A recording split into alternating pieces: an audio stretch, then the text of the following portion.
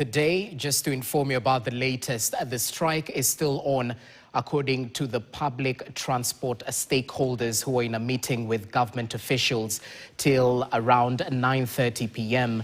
And it seems that Kenyans will be staring at yet another day of transport paralysis. We'll keep you updated.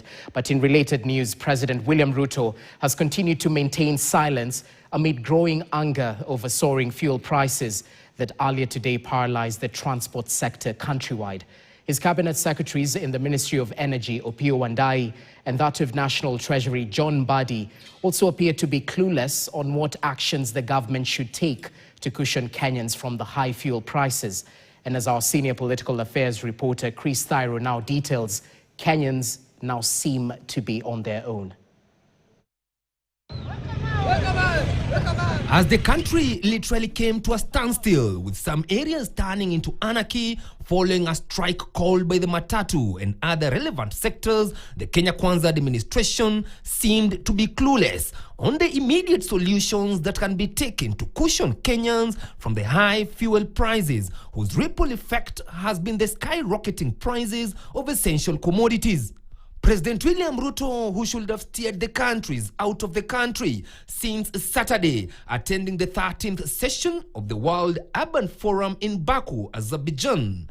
The president has remained silent over the matter, leaving Kenyans questioning whether the government is sensitive to Kenyans' cry over the skyrocketing high cost of living that has been pushed by the fuel prices.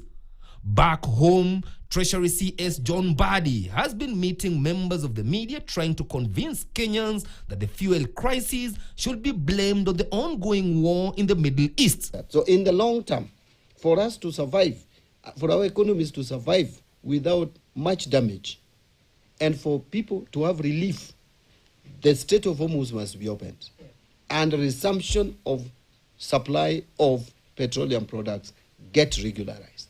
And if this prolongs, and normalized.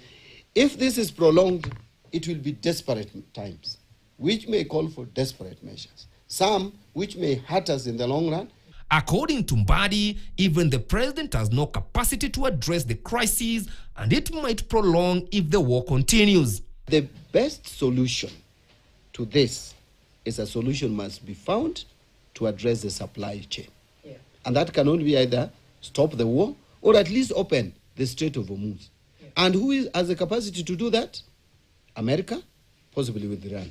Yeah. Those two countries. It's not President Ruto. He has no capacity. We have no capacity. Hata tukishout at the top of our voices, yeah, we will not be able to address that. So his counterpart in the energy docket, Wandayi, was in Wajir County launching the last mile connectivity and also appeared helpless in solving the crisis facing the country. Tunaomba utulivu na amani idumishwe, na nashukuru sana wananchi wa Wajir pamoja na Northern Kenya kwa jumla kwa kudumisha amani na utulivu licha ya matatizo au changamoto ambazo tuko nazo kuhusu mambo ya mafuta.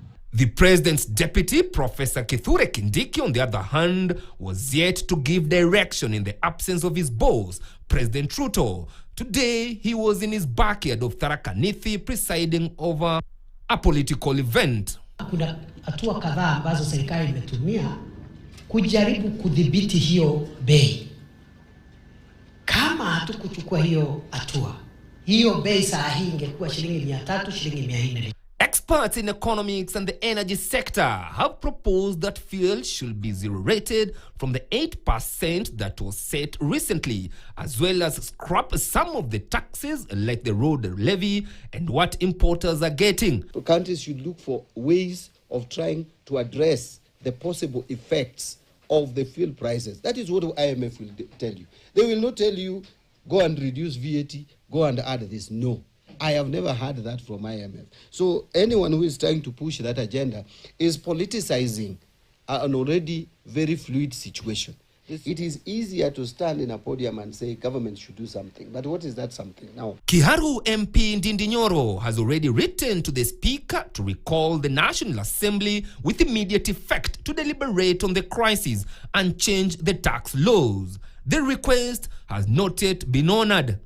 In the meantime, Kenyans seem to be on their own as the government continues to fumble on the immediate actions to be taken to save the current situation.